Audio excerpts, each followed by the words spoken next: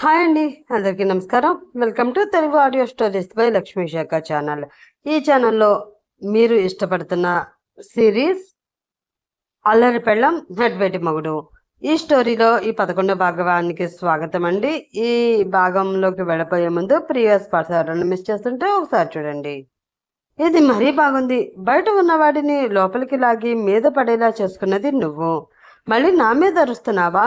అసలు నీలాంటి రాక్షసుని నేను ఎక్కడా చూడలేదు తెలుసా అన్నాడు అర్జున్. ఎక్కడా చూడకపోతేనే ఇక్కడ చూస్తున్నావు కదా. ఆయన రాక్షసులకే నేను రాక్షసిలా కనిపిస్తాను అంటే మంచిదననే కదా అర్థం అంది వైష్ణవి. ఆ మాట సరిగ్గా అర్థం కాక ఏంటి అని అడిగాడు అతను. అదే సార్, రాక్షసులకి రాక్షసులా ఎవరు కనిపిస్తారు అని అడిగింది వైష్ణవి. ఎవరు కనిపిస్తారు? మంచివాళ్ళు కనిపిస్తారు అన్నాడు అర్జున్. కదా, నేను చెప్పేది కూడా అదే అని ఆమె అనడంతో, అంటే నేను రాక్షసుడిని అని నువ్వు మంచిదానివా అంటున్నావా అని సీరియస్ అయ్యాడు అర్జున్. అలా అని నేనెప్పుడు అన్నాను? మీరే అనవసరంగా ఏవేవో ఊహించేసుకుంటున్నారు. కాస్త ఆ బ్రెయిన్కి ప్రశాంతత ఇవ్వండి సార్. ఎందుకు అందరి మీద అరుస్తారు అని అంటూ, డ్రైవర్ త్వరగా పోనీ, లేట్ అవుతుంది అని తన చూపుని డ్రైవర్ వైపు తిప్పింది వైష్ణవి. ఆమె మీద పట్టరానంత కోపం వచ్చినా కూడా కార్లో శ్రీధర్ ఉన్నాడు కాబట్టి ఇంకేమీ మాట్లాడలేక మౌనంగా ఉండిపోయాడు అర్జున్. హైవే రోడ్డు మీద కార్ ఫాస్ట్గా వెళుతుంది. కోపంగా కూర్చుని ఉన్నాడు అర్జున్. అతని వైపు చూసి చిన్నగా నవ్వుకుని, సార్ మీకు ఏమంటే ఇష్టం అంటూ అడిగింది వైష్ణవి. ఇప్పుడు నా ఇష్టాల గురించి నీకెందుకు కోపంగా అన్నాడు అర్జున్. అవును, నాకెందుకు? అయినా మిమ్మల్ని ఎవరు అడిగారు? నేను అడిగింది ఆ సార్ని అని వైష్ణవి అనడంతో పళ్ళు పటపటా కొరికాడు అర్జున్. వాళ్ళ టామ్ అండ్ జెర్రీ గేమ్ చూసి చిన్నగా నవ్వుకుని, ఇప్పుడు నా ఇష్టాల గురించి ఎందుకమ్మా? అయినా నువ్వు దేని గురించి అడుగుతున్నావు అని అడిగాడు శ్రీధర్. అదే సార్, మీరు ఇష్టంగా తినే ఫుడ్ ఐటెం గురించి అంది వైష్ణవి. ఫుడ్ ఐటెం అంటే నేను పెద్దగా ఫుడ్డీని కాదమ్మా. ఏదో బ్రతకటానికి తినాలి కాబట్టి లైట్గా తింటాను. కాబట్టి ఎక్కువ ఏర్పాట్లు ఏమీ అవసరం లేదు.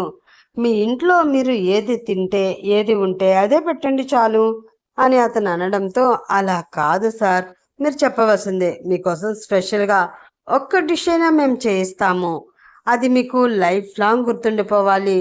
అలా ఏదైనా చెప్పండి సార్ అని ఆమె అడగడంతో శ్రీధర్ మనసు ఒక్కసారిగా గతంలోకి పరుగు పెట్టింది. నీకు ఈ గుత్తి వంకాయ అంటే చాలా ఇష్టం కదా శ్రీ, అందుకని నేను చాలా కష్టపడి నీకోసమే చేశాను. ఇది తిను, ఎలా ఉందో చెప్పు అని అంటూ ప్రేమగా గోరుముద్దలు తినిపిస్తూ ఉన్న కనక మహాలక్ష్మి అతని కళ్ళ ముందు కనిపించడంతో, నాకు గుత్తి వంకాయ కూర అంటే చాలా ఇష్టమమ్మా అన్నాడు శ్రీధర్. ఆ మాట విని, అవునా, సరే అయితే మీకోసం అదే చేయిస్తాను అని వెంటనే తన ఫోన్ తీసుకుని కనక మహాలక్ష్మికి ఫోన్ చేసింది వైష్ణవి. ఆమె ఏం చేస్తుందో అర్థం కాక ఇప్పుడు అమ్మని ఇబ్బంది పెట్టడం అంత అవసరమా అని చిన్నగా గొనిగాడు అర్జున్. ఆ మాటతో అతని వైపు చూసి, ఇష్టమైన వాళ్ళ కోసం చేసేది ఏదైనా సరే కష్టంగా అనిపించదు సార్, ఇష్టంగానే ఉంటుంది. కావాలంటే చూడండి, సార్ వచ్చి తను చేసిన గుత్తి వంకాయ కూర తిన్న తర్వాత మీ అమ్మగారు చాలా సంతోషిస్తారు. ఆ సంతోషం మీరు ఈరోజే చూస్తారు అని చెప్పింది వైష్ణవి. ఆ మాటతో అయోమయంగా చూస్తూ, ఈయన వచ్చి భోజనం చేసి వెళ్తే అమ్మకి ఎందుకు సంతోషం అని అతను అనుకుంటూ ఉండగా కనక మహాలక్ష్మి ఫోన్ లిఫ్ట్ చేసింది. లిఫ్ట్ చేయగానే, హా అత్తయ్య, ఈరోజు మన ఇంటికి ఒక ముఖ్యమైన గెస్ట్ వస్తున్నారు. ఆయనకి లంచ్ ప్రిపేర్ చేయండి. లంచ్లో అన్ని ఐటమ్స్ ఉండేటట్లు చూడండి. ముఖ్యంగా గుత్తి వంకాయ, అది స్పెషల్గా మీరే చేస్తే ఇంకా ఇంకా బాగుంటుంది అంది వైష్ణవి. ఆ మాటతో ఒక్కసారిగా కనక మహాలక్ష్మి మొహంలో ఉన్న రంగులు మారిపోయాయి. ఏంటి, గుత్తి వంకాయ? కానీ నాకు ఆ కూర చేయడం సరిగ్గా రాదమ్మా. నేను ఆ కూర చేసి 25 సంవత్సరాలు దాటిపోతుంది అని చెప్పింది కనక మహాలక్ష్మి. 25 సంవత్సరాలు దాటిపోతే ఏమైంది అత్తయ్య? నా కోసం, మీ మనసుకు నచ్చే వారి కోసం ఈ ఒక్కసారి చేయకూడదా అని రిక్వెస్టింగ్గా అడిగింది వైష్ణవి. ఆమె అలా అడగడంతో కాదు అనలేకపోయింది కనక మహాలక్ష్మి. సరేనమ్మా, నేను చేస్తాను. మీరు ఎంతసేపట్లో వస్తారు అని అడిగింది ఆమె. మేము రావడానికి ఒక అరగంట టైం పడుతుంది అత్తయ్య అని వైష్ణవి చెప్పడంతో సరే అమ్మా అంది కనక మహాలక్ష్మి. దానితో కాల్ కట్ చేసి, సార్, దారిలో కొంచెం షాపింగ్ ఉంది, ఇఫ్ యూ డోంట్ మైండ్, మీరేమీ అనుకోకపోతే అలా సరదాగా షాపింగ్ మాల్కి వెళ్ళి చిన్న షాపింగ్ చేసుకుని వెళ్దామా అని అడిగింది వైష్ణవి. ఈ టైంలో షాపింగ్ ఏంటి, బుద్ధుందా నీకు? సార్ మన ఇంటికి లంచ్కి వస్తుంటే ఆయన్ని ఇబ్బంది పెడతావా కోపంగా అడిగాడు అర్జున్. కోప్పడకు అర్జున్, నాకేమీ అంత అర్జెంట్ పనులేమీ లేవు. పైగా నేను కూడా ఇలా బయటికి వచ్చి చాలా సంవత్సరాలు అయిపోయింది. నాకు షాపింగ్ చేయవలసినవి ఉన్నాయి. మీ షాపింగ్తో పాటు నా షాపింగ్ కూడా అయిపోతుంది అన్నాడు శ్రీధర్. మీరు షాపింగ్ చేస్తారా? ఏం తీసుకోవాలి సార్? క్యూరియాసిటీగా అడిగింది వైష్ణవి. నా మనసుకు నచ్చే వారి కోసం ఒక గిఫ్ట్ తీసుకుందాం అనుకుంటున్నాను అని చెప్పాడు శ్రీధర్. ఓ అవునా అంటూ దీర్ఘం తీస్తూ ఉన్న వైష్ణవి పెదవులపై అందమైన చిరునవ్వు విరిసింది. ఆ గిఫ్ట్ కనక మహాలక్ష్మి కోసమే అని ఆమెకి బాగా తెలిసి ఉండడంతో, ఏ గిఫ్ట్ తీసుకుందాం అనుకుంటున్నారు? అంటే ఏ షాపింగ్, గోల్డ్, సిల్వర్ లేదా క్లాత్స్ చెప్తే దాని ప్రకారం మనం వెళ్దాం అని క్యూరియాసిటీగా అడిగింది ఆమె. రేపు తన బర్త్డే అమ్మా, సో సారీ తీసుకుందాం అనుకుంటున్నాను అని అతను అనడంతో, ఓ అవునా, నేను కూడా డ్రెస్ తీసుకోవాలి అని చెప్పి డ్రైవర్ షాపింగ్ మాల్కి పోని అంటూ ఆర్డర్ వేసింది వైష్ణవి. ఆఫీస్లో ముఖ్యమైన మీటింగ్స్, పనులు అన్నీ పక్కన పెట్టి ఈ తద్దినం ఏంటో నాకేమీ అర్థం కావడం లేదు. నా అనుమతి లేకుండా ఆయన్ని లంచ్కి పిలిచింది. సరే, లంచ్ అయిన తర్వాత ఆయన దారిన ఆయన వెళ్ళిపోతారు, నేను ఆఫీస్కి వెళ్ళిపోవచ్చు అంటే షాపింగ్ అంటూ అదంటూ ఇదంటూ నా టైం పూర్తిగా వేస్ట్ చేస్తుంది ఈ తిక్కల పిల్ల. దీన్నే అంటారు అతిగా చనివేస్తే చంకనెక్కడం అని. చిచి అని అనుకుంటూ అసహనంగా కూర్చున్నాడు అర్జున్. అలా ఒక 10 నిమిషాల తర్వాత ఆ కార్ షాపింగ్ మాల్ ముందు ఆగింది. కార్ దిగి ముగ్గురు కలిసి షాపింగ్ మాల్ లోపలికి నడిచారు. షాపింగ్ మాల్ లోపలికి అడుగు పెట్టగానే రకరకాల బట్టలు, కలర్ఫుల్ లైట్స్తో, వెలుగులతో ఆ ప్రాంతమంతా కళకళలాడిపోతుంది. శ్రీధర్ శారీస్ సెక్షన్ వైపు నడుస్తూ వెళ్ళిపోగా వైష్ణవి మాత్రం ఎంతో ఉత్సాహంగా అటు ఇటు తిరుగుతూ ఒక్కొక్క డ్రెస్ని చేత్తో పట్టుకుని చూస్తూ ఉంది. ఆమె వెనకే కోపంగా చేతులు జోబులో పెట్టుకుని అసహనంగా అడుగులు వేస్తూ నడుస్తున్నాడు అర్జున్. ఆమె అలా తిరుగుతూ తిరుగుతూ చివరికి ఒక అందమైన రాయల్ లుక్ ఉన్న dark blue colour long frock ని సెలెక్ట్ చేసుకుంటుంది. అది చేతిలోకి తీసుకుని ఎంతో మురిపెంగా చూసుకుని పక్కన ఉన్న ట్రయల్ రూమ్ వైపు వడివడిగా అడుగులు వేస్తుంది వైష్ణవి. ట్రయల్ రూమ్ లోపలికి వెళ్ళి తను వేసుకున్న బట్టలు మార్చుకుని ఆ లాంగ్ ఫ్రాక్ ని వేసుకుంది. సైడ్ జిప్ సరిగ్గా సెట్ చేసుకుని మెల్లిగా డోర్ తీసుకుని బయటికి వచ్చింది. బయట ఉన్న పెద్ద మిర్రర్ ముందుకు వెళ్ళి నిలబడి అటు ఇటు తిరుగుతూ తనని తాను అద్దంలో చూసుకుంది. ఆ డ్రెస్లో ఆమె నిజంగా దేవకన్యలా మెరిసిపోతుంది. తనను తాను చూసుకుని మురిసిపోతూ దూరంగా ఫోన్ చూసుకుంటూ నిలబడి ఉన్న అర్జున్ వైపు చూసింది. చిన్నగా నవ్వుకుంటూ అతని దగ్గరికి నడిచి వెళ్ళి, సార్, డ్రెస్ ఎలా ఉంది అంటూ ఎంతో ఆశగా కళ్ళల్లో అమాయకత్వాన్ని నింపుకొని అడిగింది ఆమె. అతను ఫోన్లోంచి చూపు తిప్పి ఆమె వైపు చిరాగ్గా ఒక లుక్ వేసి, ఏం బాలేదు, దయ్యంలా ఉన్నావు, వెళ్ళి మార్చుకోపో అంటూ మొహం మీదనే కసురుకున్నాడు. ఆ మాటతో వైష్ణవి మొహం ఒక్కసారిగా చిన్నబోయింది. పెదవి విరుస్తూ, చెప్తే మీ సొమ్మేమైనా పోతుందా పిసినారు విధవా. బాగుంది అంటే నోట్లో ఏమైనా ముత్యాలు రాలిపోతాయా? ఎప్పుడు ఆ కోపం మొహం ఒక్కటి. ఛీ అని మనసులోనే తిట్టుకుంటూ ఉక్రోషంతో కాళ్ళు నేలకేసి తొక్కుతూ మళ్ళీ ట్రయల్ రూమ్ లోపలికి వెళ్ళిపోయింది. లోపలికి వెళ్ళాక విసుగ్గా ఆ డ్రెస్ తీయడానికి చేతులు వెనక్కి పెట్టి జిప్పు లాగడానికి ప్రయత్నించింది. కానీ ఆ జిప్ కొంచెం కిందకి జరిగి అక్కడే గట్టిగా ఇరుక్కుపోయింది. అసలు పైకి రావడం లేదు, అలాగని కిందకి దిగడం లేదు. చేతులు వెనక్కి తిప్పి లాగి లాగి ఆమె చేతులు నొప్పు పుట్టడం మొదలయ్యాయి. ఎంత ట్రై చేసినా జిప్ ఒక్కించు కూడా కదలడం లేదు. ఛా, ఇదొకటి, ఇప్పుడు ఇది కూడా వాడిలాగే మొరాయిస్తుంది ఏంటి అని తిట్టుకుంటూ కాసేపు నానా తిప్పలు పడింది. చెమటలు పట్టేస్తున్నాయి. ఏం చేయాలో పాలుపోక తలపట్టుకుంది. బయటికి వెళ్ళి ఎవరినైనా సేల్స్ గర్ల్ని పిలుద్దామంటే డ్రెస్ సగం ఊడిపోయి ఉంది. అలా బయటికి వెళ్ళడం కుదరదు. ఇంకా చేసేదేమీ లేక మెల్లిగా ట్రయల్ రూమ్ డోర్ కాస్త ముందుకు తోసి తల మాత్రమే బయటికి పెట్టి చుట్టూ చూసింది. అక్కడ అర్జున్ ఒక్కడే నిలబడి వాచ్ చూసుకుంటూ అటు ఇటు తిరుగుతూ కనిపించాడు. వైష్ణవి గొంతు కాస్త సవరించుకుని, సార్ సార్, ఇటు ఇటు రండి అంటూ మెల్లిగా పిలిచింది. ఆ పిలుపు విని అర్జున్ ఆమె వైపు చూసి చిరాగ్గా నొసలు చిట్లించుకుంటూ ఆమె దగ్గరికి వచ్చాడు. ఏంటి మళ్ళీ, ఇంకా ఎంతసేపు? టైం అవుతుంది, త్వరగా రా అని కసురుకున్నాడు అతను. అది కాదు సార్, ఒకసారి లోపలికి రండి, చిన్న హెల్ప్ కావాలి అంది వైష్ణవి చాలా దీనంగా మొహం పెట్టి. నీకేమైనా పిచ్చి పట్టిందా? ట్రయల్ రూమ్ లోపలికి నేనెందుకు వస్తాను? మర్యాదగా బట్టలు మార్చుకుని బయటికి రా అంటూ చిరాకు పడ్డాడు అర్జున్. ప్లీజ్ సార్, అర్థం చేసుకోండి. డ్రెస్ జిప్ వెనకాల ఇరుక్కుపోయింది, చేతులు అందట్లేదు, తీయడానికి రావట్లేదు. బయట సేల్స్ వాళ్ళు కూడా ఎవరు లేరు, ఎవరైనా చూస్తే బాగోదు. ప్లీజ్ ఒక్క 2 సెకండ్స్ లోపలికి వచ్చి హెల్ప్ చేయండి సార్ అంటూ బతిమలాడింది వైష్ణవి.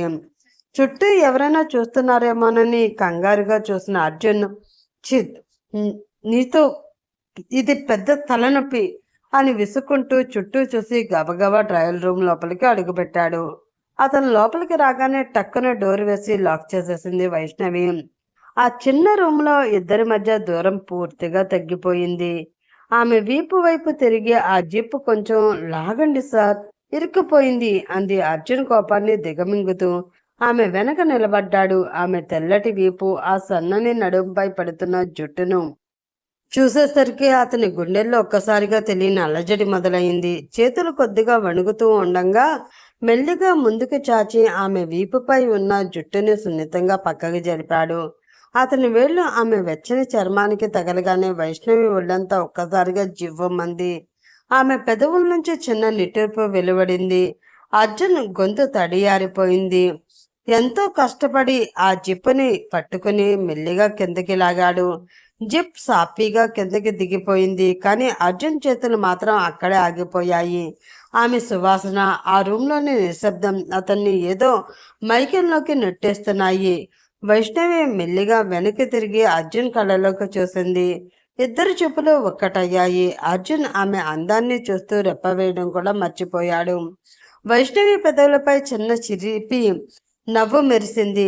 ఆమె అతని వైపు ఒక్క అడుగు ముందుకు వేయడంతో అర్జున్ వెనక్కి జరిగి గోడకి ఆనుకుని నిలబడిపోయాడు.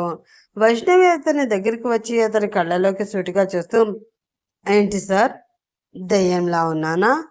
ఇందాక నోరు తెరిచి బాగున్నావు అని చెప్తే నీకేమైనా నష్టం వచ్చేదా అంటూ చాలా మృదువైన గొంతుతో అతని చొక్కా కాలర్ని తన చిటికిన వేలుతో పట్టుకుంటూ అడిగింది ఆమె. అర్జున్ గుండె వేగం పెరిగిపోయింది. ఆమె పెదవులు అతని మొహానికి చాలా దగ్గరగా ఉన్నాయి. వైష్ణవి, దూరం జరుగు అని పైకి గంభీరంగా అంటున్న అతని గొంతులో వణుకు స్పష్టంగా తెలుస్తుంది. జరగను, ఏం చేస్తారు అంటూ ఆమె ఇంకాస్త ముందుకు జరిగి అతని ఛాతీపై తన చేతులను ఆనించింది. అర్జున్ తన కంట్రోల్ కోల్పోతున్నట్లు అనిపించింది. ఆమె నడుం చుట్టూ చేతులు వేసి ఒక్కసారిగా ఆమెను తన వైపుకి లాక్కున్నాడు. ఆమె ఊపిరి అతని మొహంపై వేడిగా తగులుతుంది. నన్ను రెచ్చగొట్టకు వైష్ణవి, పరిణామాలు చాలా తీవ్రంగా ఉంటాయి అని చాలా లో వాయిస్తో ఆమె పెదవుల వైపే చూస్తూ అన్నాడు అర్జున్. తీవ్రంగానే ఉంటేనే మజా సార్ అంటూ ఆమె కన్ను గీటింది. అర్జున్ ఇంకా ఆగలేక ఆమె మొహాన్ని తన చేతుల్లోకి తీసుకుని ఆమె పెదవుల వైపు వంగాడు.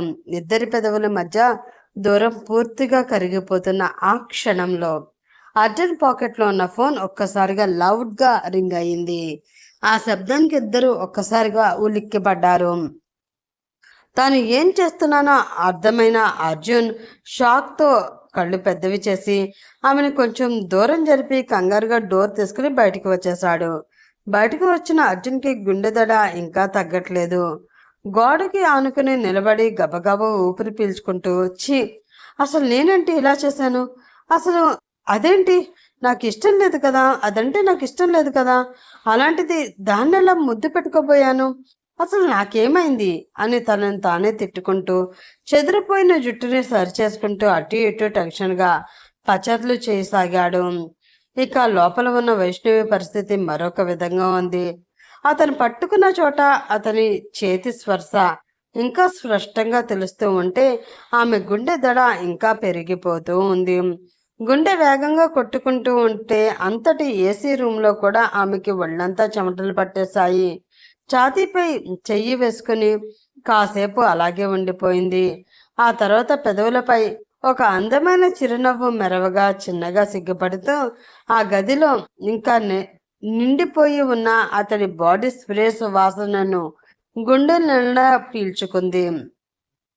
ఎంతో మురిపెంగా ఆ ఫీల్ని ఆస్వాదిస్తూ గబగబా డ్రెస్ చేంజ్ చేసుకుని తల వంచుకుని సిగ్గుపడుతూనే బయటికి వచ్చింది వైష్ణవి. అలా షాపింగ్ పూర్తి చేసుకుని అందరూ కలిసి ఇంటికి బయలుదేరారు. ఇంటి దగ్గర కనక మహాలక్ష్మి ఎంతో హడావిడిగా వంటలు చేస్తూ ఉంది. 25 సంవత్సరాల తర్వాత మళ్ళీ తను గుత్తి వంకాయ కూర చేయవలసి రావడంతో చేతులు వణుకుతున్న మనసులోని పాత జ్ఞాపకాలను దిగమంగుకుంటూ ఎంతో శ్రద్ధగా వంట పూర్తి చేసింది ఆమె. సరిగ్గా అప్పుడే బయట కారు ఆగిన శబ్దం వినిపించింది. అదిగో వచ్చేశారు అంటూ చేతులు చీరకి తుడుచుకుంటూ వాళ్ళకి ఎదురు వెళ్ళిన కనక మహాలక్ష్మి కారు దిగి అర్జున్తో పాటు లోపలికి నడుచుకుంటూ వస్తూ ఉన్న శ్రీధర్ని చూసి ఒక్కసారిగా షాక్ అయి తన అడుగులు అక్కడే ఆగిపోవడంతో అలా నిలబడిపోయి చూస్తూ ఉంది. ఆమె కళ్ళల్లో చిన్నపాటి కన్నీటి పొర చేరింది. అడుగులు ముందుకు పడక అలాగే నిలబడిపోయింది. ఈయనెందుకు అర్జున్తో కలిసి వస్తున్నాడు? నా గురించి అర్జున్కు మొత్తం చెప్పేశాడా? అందుకే అర్జునే స్వయంగా తనని ఇంటికి తీసుకువస్తున్నాడా అన్న ఆలోచనతో ఆమె గుండె గాల్లో తేలినట్లయి భయంతో గుండెల నిండా టెన్షన్ నిండిపోయింది. ఆమె టెన్షన్ గమనించిన వైష్ణవి చిన్నగా నవ్వుకుంటూ ఆమె దగ్గరికి వచ్చి, అత్తయ్య, ఈయనే శ్రీధర్ గారు. ఈయన వల్ల ఈరోజు అర్జున్ సార్కి చాలా పెద్ద కాంట్రాక్ట్ వచ్చింది. ఇద్దరు భాగస్వాములుగా కలిసి బిజినెస్ చేయబోతున్నారు. అందుకే సార్ని లంచ్కి ఇన్వైట్ చేశాం అంటూ పరిచయం చేసింది. ఆ మాటలు వినగానే అర్జున్కి ఇంకా ఏం నిజం తెలియలేదు అని అర్థమై కొంచెం రిలాక్స్డ్గా ఫీల్ అయినా కూడా ఇన్నాళ్ళు తర్వాత తన ప్రాణాన్ని ఇలా కళ్ళ ముందు చూసేసరికి మనసులో ఏదో తెలియని దిగులు, తీపి కలగలిసిన బాధ కనక మహాలక్ష్మిని ఉక్కిరి బిక్కిరి చేస్తూనే ఉంది.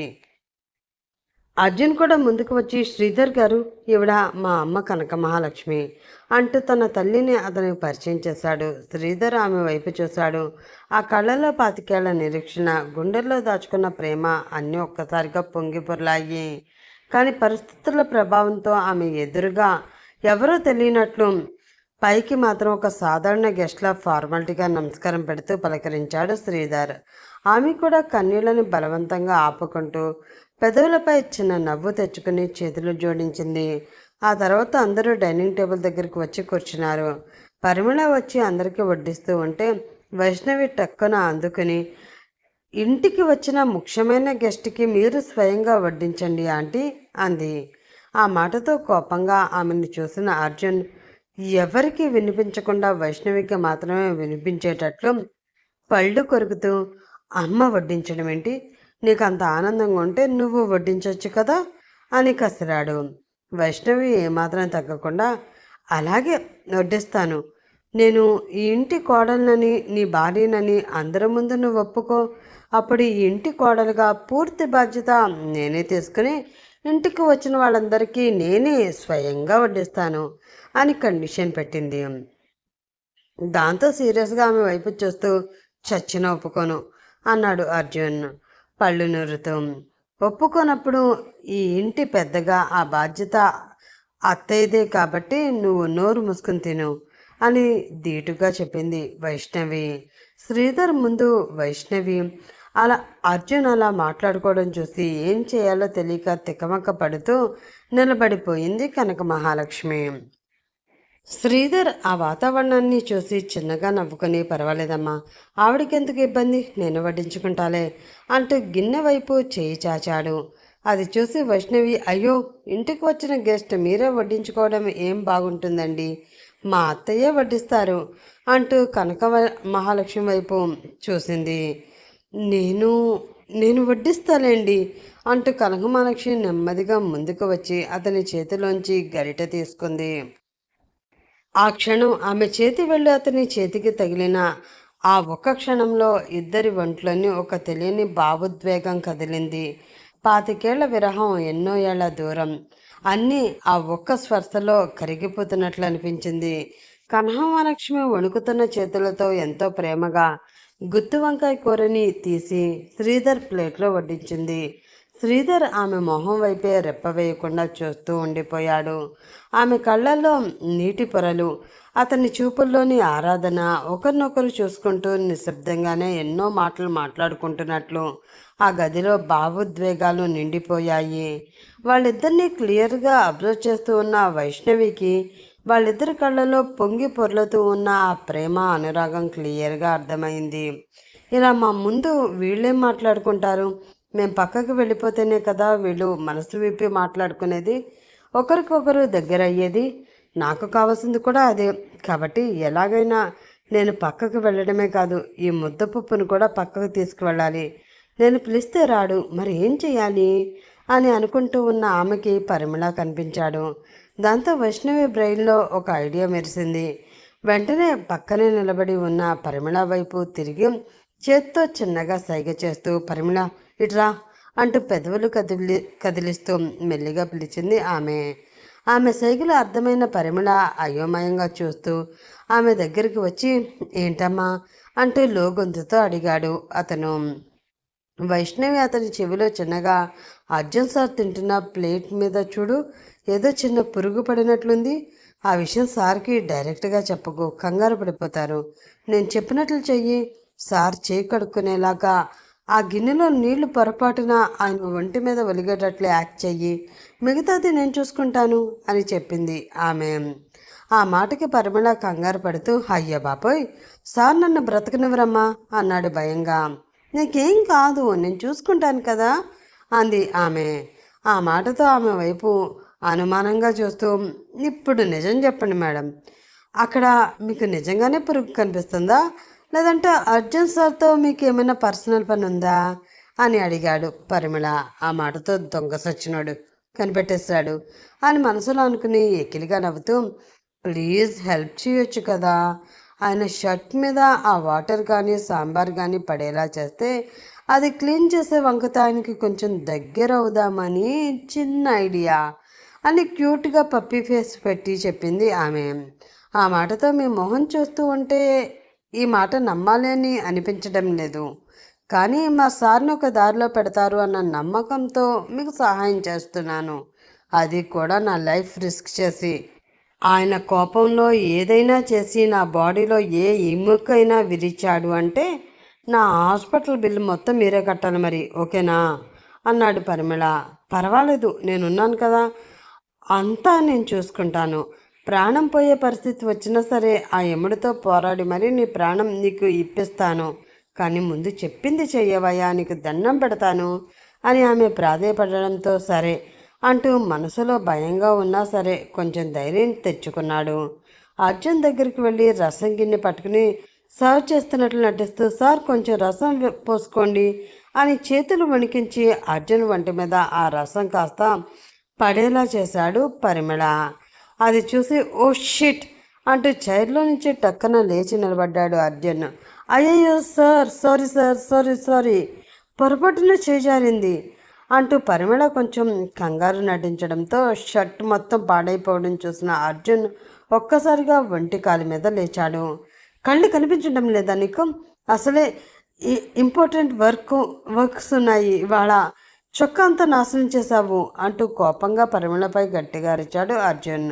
అదే అదనుగా చూసుకున్న వైష్ణవి వెంటనే లేచి, అయ్యో సార్, గెస్ట్ ఉన్నారు ఇక్కడ, ఆయన ముందు అరవకండి, అంతా బాగోదు, ముందు పైకి వెళ్ళి డ్రెస్ చేంజ్ చేసుకోండి, ఫ్రెష్ అవ్వండి, రండి నేను చూపిస్తాను, పదండి సార్ పదండి అంటూ అర్జున్కి మాట్లాడే అవకాశం కూడా ఇవ్వకుండా అర్జున్ చేతిని గట్టిగా పట్టుకుని తనతో బరబరా లాక్కొని వెళ్ళిపోతూ ఉంది వైష్ణవి.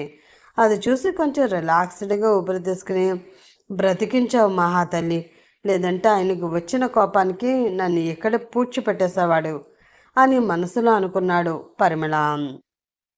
అర్జున్ విసుక్కుంటూనే వైష్ణవి వెనమాల మెట్లెక్కి పైకి వెళుతూ ఉన్నాడు. వాళ్ళిద్దరూ వెళ్ళిపోగానే పరిమళ కూడా నెమ్మదిగా కిచెన్లోకి వెళ్ళిపోయాడు. డైనింగ్ హాల్ ఒక్కసారిగా నిశ్శబ్దమైపోయింది. అక్కడ శ్రీధర్, కనక మహాలక్ష్మి మాత్రమే మిగిలారు. శ్రీధర్ ప్లేట్లోని రైస్ని అలాగే వదిలేసి చేతులు కడుక్కుని నిలబడి తలదించుకున్న కనక మహాలక్ష్మి వైపు ఆశ్చర్యంగా చూస్తూ ఉండిపోయాడు. ఆమె కళ్ళల్లోంచి ఒక్కసారిగా కన్నీటి బిందువులు రాలి కింద పడ్డాయి. ఆమె కనీసం తల కూడా పైకెత్తి అతని వైపు చూడలేకపోతుంది. 25 ఏళ్ల తర్వాత దక్కిన ఆ ఏకాంతంలో ఇద్దరి మధ్య మౌనమే ఎన్నో వేల భావాలను పంచుకోవడం మొదలుపెట్టింది. తన ముందే ఉన్నా మాట్లాడకుండా మౌనంగా తల ఉంచుకున్న మహాలక్ష్మిని చూసి, ఎవరైనా తప్పు చేస్తే తలదించుకుంటారు కనకం, కానీ నువ్వెందుకు తలదించుకుంటున్నావు? నువ్వు చేసిందేమీ తప్పు కాదు కదా అంటూ అడిగాడు శ్రీధర్. ఆ మాటతో తల ఎత్తి అతని వైపు చూస్తూ, ఎందుకు వస్తున్నావు శ్రీధర్ అంటూ అడిగింది ఆమె. ఆ మాట సరిగ్గా అర్థం కాక, ఏంటి అన్నాడు అతను. ఎందుకు వస్తున్నావు? వెళ్ళిపోయావు కదా, ఎప్పుడో మా జీవితాల నుంచి శాశ్వతంగా వెళ్ళిపోయావు కదా, మళ్ళీ మా జీవితాలలోకి రావాల్సిన అవసరం నీకేంటి? ఏం చేద్దాం అనుకుంటున్నాం మమ్మల్ని? ఈ ప్రాజెక్టులు, కాంట్రాక్టులు, కొలాబరేషన్లు, ఇంటికి రావడాలు, ఈ భోజనాలు, ఈ మాటలు నాకేమీ అర్థం కావడం లేదు. కానీ ఒక్కటి మాత్రం చెప్తాను, జాగ్రత్తగా విను శ్రీధర్. నీ వల్ల నా కొడుకు నాకు దూరం అయ్యే రోజు వచ్చింది అంటే మాత్రం మర్యాదగా ఉండదు. ఒకప్పుడు ప్రాణంగా ప్రేమించిన నేనే నీ ప్రాణాన్ని తీయడానికి కూడా వెనకాడను. నాకు ఈ ప్రపంచంలో నా కొడుకు తర్వాతే ఏదైనా సరే. వాడికే నువ్వు ఏదో అపకారం తలపెడుతున్నావు అని నాకు చాలా గట్టిగా అనిపిస్తుంది. అది మాత్రం నిజమైతే మాత్రం నేను మామూలుగా వదలను. దయచేసి వెళ్ళిపో, మా జీవితాల నుంచి దూరంగా వెళ్ళిపో, ఎప్పుడు మాకింకెప్పటికీ కనిపించొద్దు, నీకు దండం పెడతాను అంటూ ఆవేదనతో చెప్పింది కనక మహాలక్ష్మి. ఆ మాటలు వింటూ ఉంటే గుండెల్లో వేల శూలాలు దించి పొడుస్తున్నంత నొప్పిగా అనిపించింది శ్రీధర్కి. ఆమె కళ్ళల్లోకి సూటిగా చూస్తూ, నువ్వు నన్ను అర్థం చేసుకున్నది ఇదేనా కనకం అంటూ ఆర్తిగా అడిగాడు అతను. ఆ మాటకి కనక మహాలక్ష్మి మనసు కూడా బాధతో మునిగిపోయింది. అయినా కూడా తన బాధ బయటికి కనబడనివ్వకుండా గాంభీర్యం నటిస్తూనే, నేను ఎవరిని అర్థం చేసుకోవాల్సిన అవసరం లేదు శ్రీధర్. ఎవరి జీవితాలు వాళ్ళవి. ఇక్కడ ఒకరి జీవితంలోకి మరొకరు తొంగి చూడకుండా ఉంటేనే అందరికీ బాగుంటుంది. నువ్వు వద్దనుకున్నాను, నీ నుంచి దూరంగా వచ్చేసాను. నీ నుంచి దూరంగా వచ్చాకే నాకు ప్రశాంతత దొరికింది. మళ్ళీ దాన్ని చెడగొట్టడం కోసం నువ్వు ఇలా పదే పదే నాకు ఎదురుపడడం, నా కొడుకు జీవితంలోకి రావడం నాకేమాత్రం నచ్చడం లేదు. నిజమే, ఒప్పుకుంటాను. నేను మోసం చేశాను, నీకు తీరని ద్రోహమే చేశాను. అలా అని చెప్పి నీ పగ తీర్చుకోవడం కోసం నా జీవితాన్ని అల్లకల్లోలం చేయొద్దు, నా కొడుకుని నాకు దూరం చేయొద్దు అని ఆమె అంటూ ఉంటే గుండె ఆగిపోయినంత నొప్పిగా అనిపించింది శ్రీధర్కి. నేను అలాంటి వాడినా కనకం? నన్ను ప్రాణంగా ప్రేమించిన నీకు నేను అర్థమైంది ఇంతేనా అంటూ ఎంతో దీనంగా అడిగాడు అతను. అతను అడుగుతున్న ఒక్కొక్క ప్రశ్న మనసుకు మరింత గాయం చేస్తూ ఉంటే ఆ బాధను తట్టుకోలేక మళ్ళీ మౌనంగా తల వంచుకుంది కనక మహాలక్ష్మి. భారంగా శ్వాస తీసుకుని వదిలి, నేను ఎప్పటికీ కోరుకునేది నీ సంతోషమే కనకం. అప్పుడు నీ జీవితంలో నుంచి నేను దూరంగా వెళ్ళిపోతేనే నువ్వు సంతోషంగా ఉండగలవు అన్నావు. వెళ్ళిపోయాను. ఈ 25 సంవత్సరాలు నీ వైపు కూడా నేను తిరిగి చూడలేదు. మళ్ళీ ఏదో ఒక చిన్న ఆశ, నువ్వు అనుకున్నది సాధించావు కదా, కనీసం ఇప్పటికైనా నేను నీకు గుర్తు వస్తానేమో అన్న ఆశతో తిరిగి వచ్చాను. కానీ ఇప్పుడు కూడా అదే మాట మాట్లాడుతున్నావు అని బాధగా అన్నాడు శ్రీధర్. గొంతులో బాధని దిగమింగుకుంటూ ఆమె వైపే చూస్తూ ఉన్నాడు. సరే, నీ ఇష్టం. నేను లేకపోతే నేను సంతోషంగా ఉండగలను అన్నప్పుడు ఉండు, నిన్ను దూరం అయితేనే నువ్వు సంతోషంగా ఉన్నప్పుడు, నువ్వు దూరం అయితే నేను మాత్రం సంతోషంగా ఉండలేనా? ఉంటాను. నాకేం తక్కువ? ఆస్తి అంతస్తు అన్నీ ఉన్నాయి. నేను సంతోషంగా ఉంటాను. ప్రేమను పంచే బంధం లేకపోతే వచ్చిన నష్టమేమీ లేదు కదా. అయినా నాదేలే పిచ్చి. నువ్వు నీ జీవితం చూసుకున్నప్పుడే నీ కోసం ఎదురు చూడకుండా నేను నా జీవితం చూసుకోవాల్సింది. కానీ ఏదో ఒక రోజు నువ్వు నా కోసం వస్తావు అన్న ఎదురు చూస్తూ బ్రతుకుతున్నాను చూడు. నిజంగా నేను పిచ్చివాడినే. ఈరోజు బాగా బుద్ధి వచ్చేలా చెప్పావు. ఇంక ఎప్పటికీ నీ జీవితంలోకి నేను రాను. నువ్వే వచ్చి నా జీవితంలోకి రా అని అడిగినా కూడా నేను నీ మొహం చూడడానికి కూడా ఇష్టపడను. గుడ్ బై అని అక్కడి నుంచి వెళ్ళిపోతూ ఏదో గుర్తు రావడంతో ఆగాడు. వెనక్కి తిరిగి నేను నీకోసమో, నీకు దగ్గర అవ్వడం కోసమో, నీ కొడుకుని ఏదో చేయడం కోసమో ఈ కాంట్రాక్ట్ని కొలాబరేట్ చేద్దామని అడగలేదు. నిజంగానే నాకు అర్జున్ అంటే ఇష్టం. అలాంటి యంగ్స్టర్స్ని ప్రోత్సహించడం అంటే ఇష్టం. ఒక బిజినెస్ పరంగా ఇది మాకు కేవలం ఒక కాంట్రాక్ట్ మాత్రమే. అంతకు మించి అతని జీవితంలో నాకు ఎటువంటి సంబంధం లేదు. ఆ స్థానంలో నీ కొడుకే కాదు, ఇంకెవరున్నా కూడా నేను ఇలానే రియాక్ట్ అయ్యేవాడిని. నీ అర్థం లేని ఆవేశంతో, పనికిరాని ఆలోచనలతో అంచెలంచెలుగా ఎదుగుతున్న వాడి ఎదుగుదలకి అడ్డు రాకు. అలాగే ఎంత పిచ్చి ప్రేమ కూడా పనికిరాదు నీకు. ఈరోజు నీతోనే ఉన్న నీ కొడుకు జీవితాంతం నీతోనే కలిసి ఉంటాడు అని నమ్మకం పెట్టుకోకు. ఎవరికైనా తల్లిదండ్రుల ప్రేమైనా, అవసరమైనా తనకంటూ తన జీవిత భాగస్వామి తన జీవితంలోకి వచ్చేవరకే. ఒక్కసారి తన జీవితంలోకి మరొక వ్యక్తి వచ్చారు అంటే నువ్వు తనకి గుర్తుకు కూడా రావు. కన్న తల్లిదండ్రులనే నడి రోడ్డులో వదిలేస్తున్న రోజులివి. అలాంటిది ఆఫ్టర్ ఆల్ పెంచిన దానివి నువ్వెంత అని చెప్పి అక్కడి నుంచి వెళ్ళిపోయాడు శ్రీధర్. అతను వెళుతూ అన్న ఆ ఆఖరి మాట కనకమహాలక్ష్మి గుండెల్లో గట్టిగా దిగింది. కన్న తల్లిదండ్రులనే వదిలేస్తున్న రోజులివి. ఆఫ్టర్ ఆల్ పెంచిన దానివి నువ్వెంత అని అతను అన్న ఆ మాటలు ఆమె చెవుల్లో పదే పదే మారుమోగుతున్నాయి. అలా ఉండడంతో నేను ఆఫ్టర్ ఆల్ పెంచిన దాన్ని ఎలా అవుతాను? వాడంటే నాకు ప్రాణం కదా, నా పంచప్రాణాలు వాడే కదా.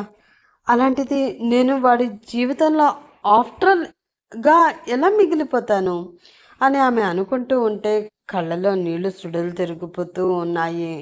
దానితో ఆ బాధని, ఆలోచనల్ని భరించలేక గదిలోకి వెళ్ళి ఒక్కసారిగా బెడ్పై కూలబడిపోయింది ఆమె. అర్జున్ వద్దంటున్నా సరే అతని చెయ్యి పట్టుకుని, రండి సార్ నేను క్లీన్ చేస్తాను కదా అని అంటూ అతన్ని బెడ్రూమ్లో ఉన్న వాష్రూమ్లోకి తీసుకువెళ్ళింది వైష్ణవి. చాలా ఓవర్ చేస్తుంది ఇది అని మనసులో అనుకుంటూ, ఏ మెంటల్, చెప్పాను కదా నేను క్లీన్ చేసుకుంటాను అని, నువ్వు బయటికి వెళ్ళు అన్నాడు అతను. ఏం, ఎందుకు వెళ్ళాలి? నేను వెళ్ళను. భారీగా ఇది నా హక్కు, నా హక్కును నేను సాధించుకుంటున్నాను, చూస్తూ ఉండండి అని అంటూ అతని షర్ట్ బటన్స్ విప్పుతూ ఉంది ఆమె. అసలు నువ్వు చెప్పిన మాట వినవా వైష్ణవి? ఎందుకు నన్ను ఇలా విసిగిస్తూ ఉంటావు అని గద్దించాడు అతను. మీరు చెప్పిన మాట వినరా? నేను క్లీన్ చేస్తాను అంటున్నాను కదా. అయినా భార్యలతో క్లీన్ చేయించుకోవడానికి అదృష్టం ఉండాలి. ఆ అదృష్టం మీరు వద్దంటున్నా కూడా నేను ఇస్తాను అంటుంటే తీసుకోవడానికి ఏం మాయ రోగం అంది ఆమె. దాంతో కోపంగా ఆమె వైపు చూసి, మాయ రోగమో మహాభోగమో నాకు తెలియదు, కానీ నువ్వు నా కళ్ళ ముందు కనిపిస్తూ ఉంటే నాకు ఒళ్ళు మంటగా ఉంది. అలాంటిది నా దగ్గర నువ్వు ఇంత చొరవ తీసుకుంటూ ఉంటే చూస్తూ ఊరుకోవాలా? మర్యాదగా నీ హద్దుల్లో నువ్వు ఉండు.